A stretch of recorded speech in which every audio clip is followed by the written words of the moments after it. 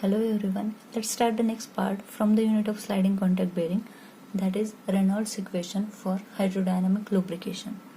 Before we start, let's discuss about some fundamental related with theory of hydrodynamic lubrication.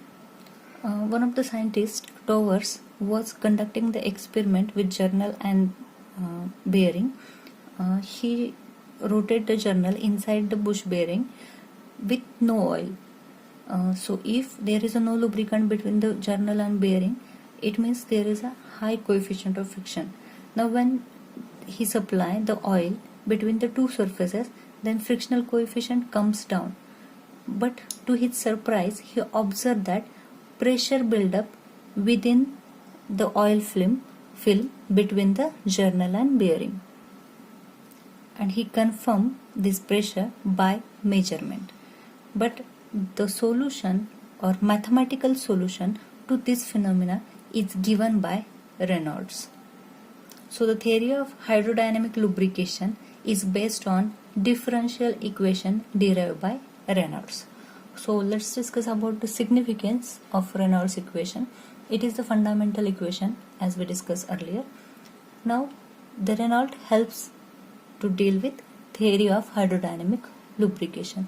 Now in this equation we are going to discuss about the pressure gradients, velocity gradients and flow rate gradients of fluid film. So let's start with the assumption first. So the first assumption of Reynolds equation is the lubricant obeys Newton's law of viscosity. We already discussed the term Newton's law of viscosity. So the lubricant which obeys the Newton's law of viscosity, that is our first assumption. Then second is the flow of lubricant is laminar, means there is an orderly movement in fluid film, so that we can the laminar flow or streamline flow or viscous flow. So this is our second assumption. Third is lubricant is incompressible. So if lubricant is incompressible, that lubricant we are considering over here. Then the next is viscosity of lubricant is constant throughout the film. Viscosity is not changed. Then next is the pressure of lubricant is constant in the direction of film thickness. So pressure of lubricant, let us say here is the lubricant, in the direction of film thickness pressure is not changed. So pressure is constant in the direction of film thickness. Then next is there must be a continuous supply of lubricant, and the last is fluid film is so thin in comparison with this bearing radius. So the effect of curvature is neglected over here. So these are our 7 assumptions. First is lubricant obey Newton's law of viscosity. Second is flow of lubricant is laminar flow. Third is lubricant is incompressible. Fourth is viscosity of lubricant is constant throughout the film. Next is pressure of lubricant is constant in the direction of film thickness. Then next is there must be a continuous supply of the lubricant, and last is as we know the fluid film is very thin, so there is no effect of curvature surface or bearing radius. So here in the figure we have the hydrodynamic bearing. It consists a shaft rotating in anti-clockwise direction with an velocity u, then and supported by the fluid film which having the variable thickness. So here we have the fluid film with variable thickness. Now we are going to consider a small element on the fluid film. So this is the small element in the fluid film or in the wedge region of the fluid film.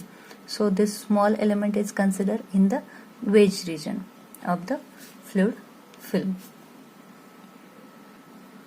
And x, y, z are the 3 axes in the direction of the motion. The x-axis is the direction of motion.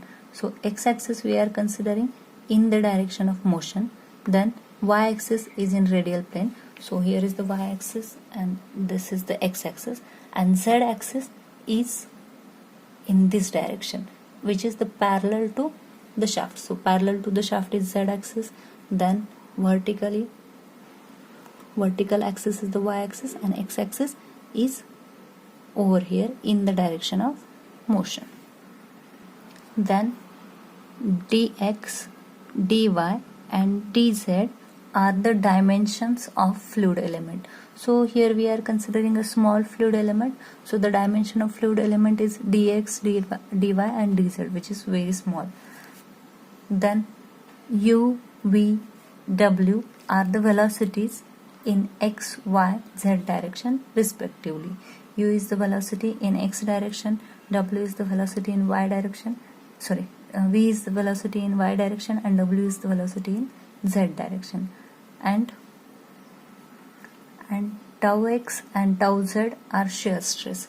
So in the direction of x there is a shear stress and in the direction of z there is a shear stress. So tau x and tau z are the shear stress in x and z direction.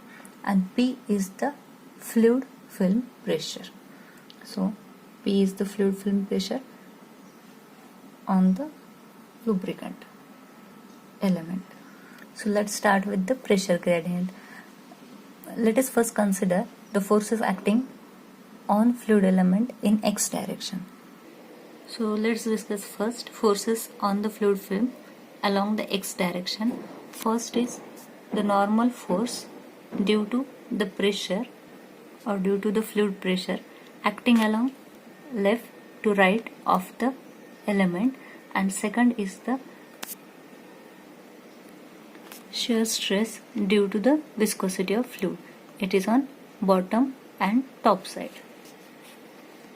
So see in this figure carefully that one is the normal force due to the pressure and the second is the shear force or shear stress due to the viscosity of fluid film. So equilibrium of forces along the x direction. So here we have first force that is the normal force due to fluid pressure. So on the left side it is P dy dx, on right side it is P plus delta P by delta x into dx into dy dz. So we'll put P dy dz minus P delta P by delta x into dx dy dz over here. Similarly, then the second is shear stress due to viscosity. On the bottom side it is tau x into dx dz. On upper side it is tau x plus delta tau x divided by delta y into dy into dx dz. So we'll put over here tau x, it is in positive direction, so plus tau x plus delta tau x divided by delta y into dy into dx dz minus of tau x dx dz. So this P is act along the x, so it will be changed with delta P by delta x into dx, and this y will be act along this plane, so it will be changed with delta tau x divided by delta y into dy, where dx and dy is the dimension of fluid element. So after simplifying we get this delta tau x divided by delta y into dx dy dz minus of delta P divided by delta x into dx dy dz. Now the dx dy dz indicates the volume of element. As we know, dx dy dz are the dimensions of fluid film or element of fluid film. So it is the volume of element, since we can say that this is the positive term and which is not equal to 0. So we can write directly, that is delta P divided by delta x is equal to delta tau x divided by delta y. Now we know that according to Newton's law of viscosity, that shear stress tau x is equal to mu into delta u divided by delta y. Let's put this value of tau x in equation of B. So what we get? We get delta P divided by delta x is equal to delta the term which we put instead of tau x divided by delta y.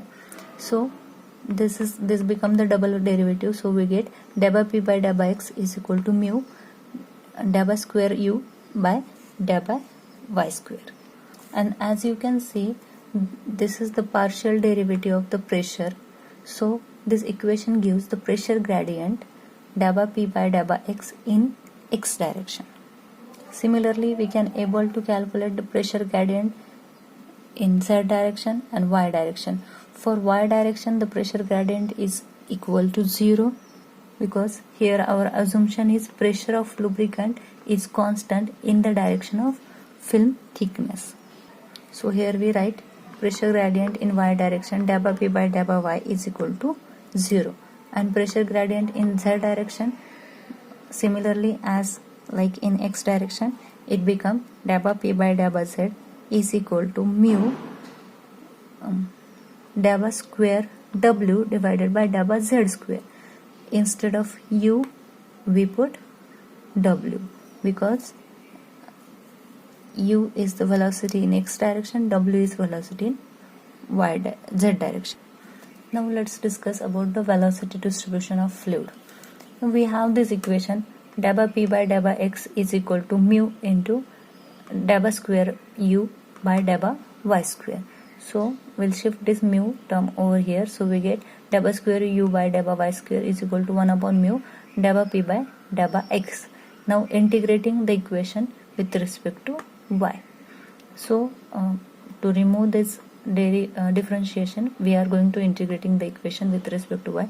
So first integration, we get del u by del y is equal to 1 upon mu, as it is del p by del x into y plus c1. c1 is the constant.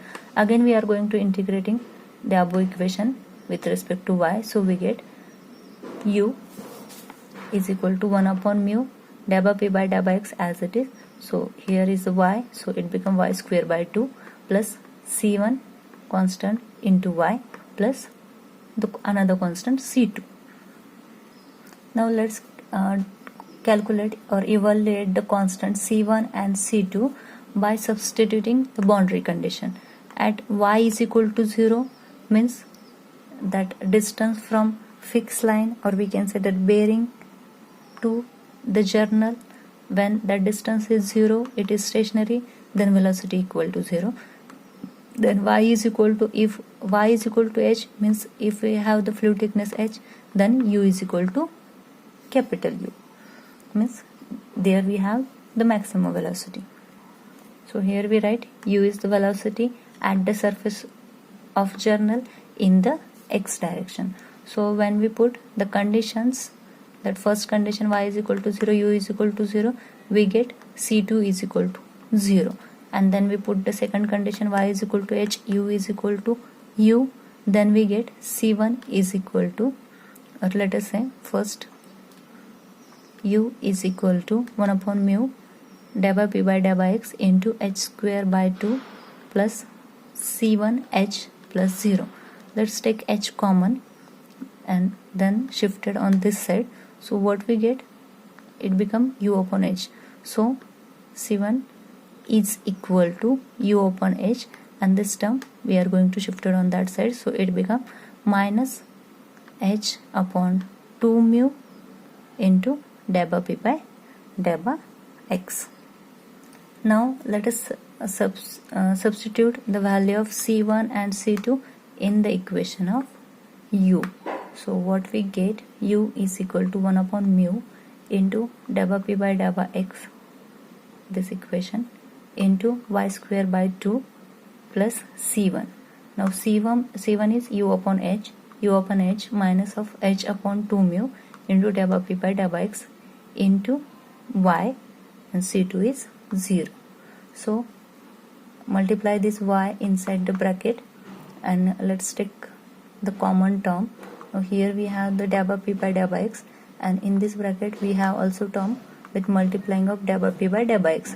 So let's rearrange the equation. We get u is equal to 1 upon 2 mu, this term, into del p by del x into bracket y square minus of this term h and multiply by y. So y square minus of hy plus uh into y. This equation gives velocity distribution of the fluid in x direction for any layer of the fluid film in between y is equal to 0 and when y is equal to h, means in between this we get the equation of the velocity distribution in x direction. Now let's discuss about the flow rate of fluid. Now flow rate of fluid in x direction per unit width in z direction. So we can we know that flow rate is equal to area into velocity. So we just put the symbol flow rate qx is equal to u into dy. So we are going to integrate 0 to h because we know the height or thickness is vary between 0 to h. Now let's substitute value of u in this equation. So u is equal to, we know it is 1 upon 2 mu del by p by del by x into bracket y square minus of hy, then minus of u upon h into y. So let's put this value, plus u upon h into y. So let's put this value of u in this equation. So we get q is equal to integrating 0 to h 1 upon 2 mu del by p by del by x y square minus of hy plus u upon h into y into dy.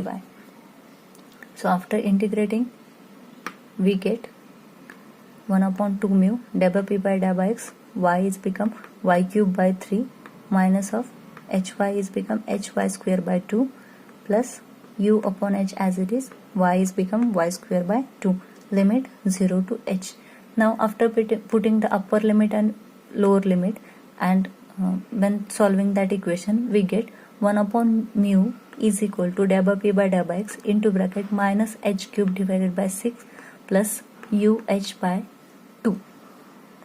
Again simplifying we get qx is equal to minus h cube 6 into 2, it is 12 mu into del by p by del by x plus uh by 2. Similarly we can able to calculate the flow rate along the z direction with unit width in x direction. So it becomes qz is equal to minus h cube divided by 12 mu into, now here is the del by p by del by x, here is the del by p by del by z plus wh by 2. Here is the velocity u because this is the flow rate along x direction and velocity is u. When we consider flow rate along the y direction, velocity become w. Now for Reynolds equation, the general continuity equation for incompressible flow is given by, we are considering the flow of liquid is incompressible. So the continuity equation become del by qx by del by x plus del by qy by del by y plus del by qz by del by z is equal to 0. So this is the continuity equation in three dimension. So substituting value of qx and qz we get, and assuming there is no flow in the direction of y direction, there is no flow, we are assuming that. So we'll just put the qx, rate of flow in x direction, and rate of flow in z direction. So this is the Reynolds equation for two-dimensional flow in x and z direction. So let's put the value del by the value of qx is minus h cube 12 mu minus of del by p by del by x plus uh by 2 plus y del by qx by del by y is equal to 0. Again the del by del by z remains as it is. Instead of qz we'll put the value of qz. So after multiplying this del by del by x inside the bracket and taking this uh by 2 and wh by 2 term on another side, we get del by del by x into bracket h cube by mu into del by p by del by x plus del by del by z into bracket h cube by mu into del by p by del by z.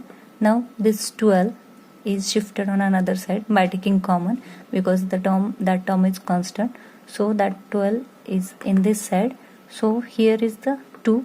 Now this 2 and 12 is in multiplication, so it becomes 6 dabba x by dabba x UH plus dabba by dabba z WH. And this is the Reynolds equation in two-dimensional flow inside and x direction. But here we are assuming that viscosity is also constant, so our assumption is viscosity constant, so it means mu is constant, so we can take the mu outside the bracket, this mu outside the bracket. So if mu outside the bracket, it is 1 upon mu, and what remains is dabba by dabba x into bracket h cube divided by dabba p by dabba x plus dabba by dabba z into h cube divided by dabba p by dabba z, and 1 upon mu shifted on this side, so it becomes 6 mu u dabba h by dabba x plus w dabba h by dabba z. Here is the derivative of h, and h is what we know that is the thickness of fluid, or wedge we can say that. So it is very impractical to have the fluid system where the wedge h vary in two direction, in x direction and in z direction. So we'll consider it will be vary in any one direction. So hence here we are considering that dabba h by dabba z is equal to 0. So this term again become 0.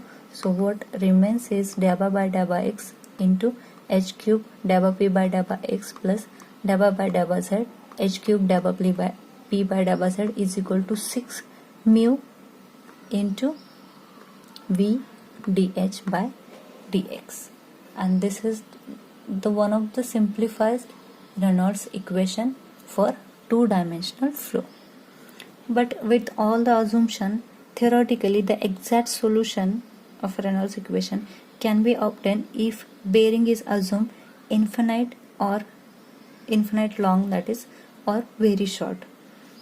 And when we are considering that bearing is in finite dimension, then there is an approximate solution by using of this numerical method. There are number of numerical method to find out the Reynolds equation. Also there are the graphical method who gives the approximate solution when bearing has a finite dimension. And for exact solution, we need to assume that bearing is infinitely long or too short. So I hope you get the concept. We will stop here.